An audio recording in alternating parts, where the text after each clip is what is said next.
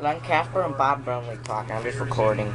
80 games, half of your games, than it is for a guy. This is part 2. The first part was bad. Against Verlander, he might be the Tigers MVP. I have nothing against that.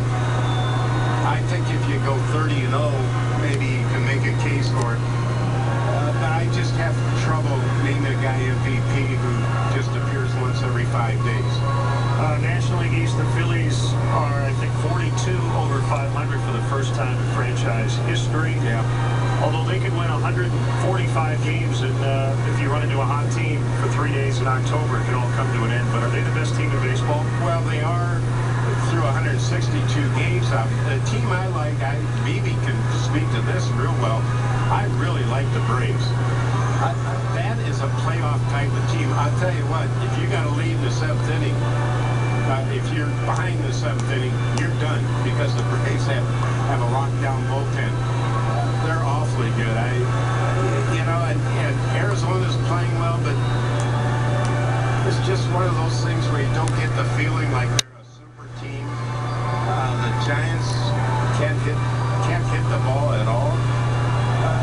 And Milwaukee is a funny team too. We were talking to Quaddy before the game about it. And they're going to have a marvelous record. And you take that offense, boy, oh boy, that offense, they got the 2 big guys in the middle. They got speed all the way up and down. With Francisco Rodriguez now, they've got what you'd call a lockdown bullpen. Their weakness would be starting pitching yet in a short series. If you can start Greinke and Markham and Gallardo, basically in the playoffs, you only need 3 starting pitchers. I don't know. What do you think, BB?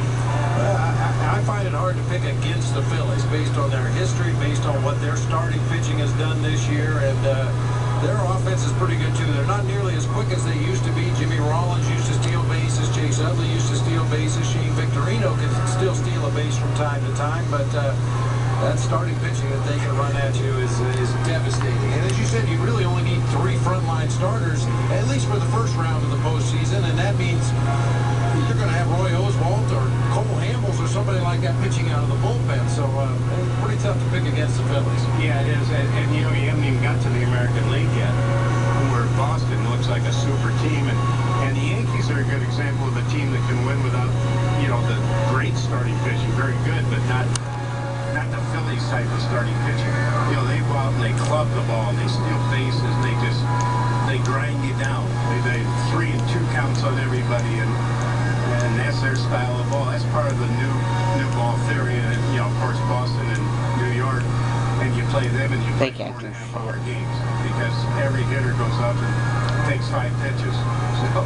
So maybe that's what we're going to see here. We feel 4.5-hour games, guys. Well, a lot going on as we get into the final month, and then October will be upon us before you know it. Dave, thanks for stopping by. We wish it weren't raining, but we're glad that you were able to stop by and chat with us. Well, I was happy to be here. I'm sorry the act I had to follow, I don't have any funny lines to give you. No, good stuff, Dave. Dave Van Dyck from the Chicago Tribune. Brenly comes lead 5-3 in the 7th.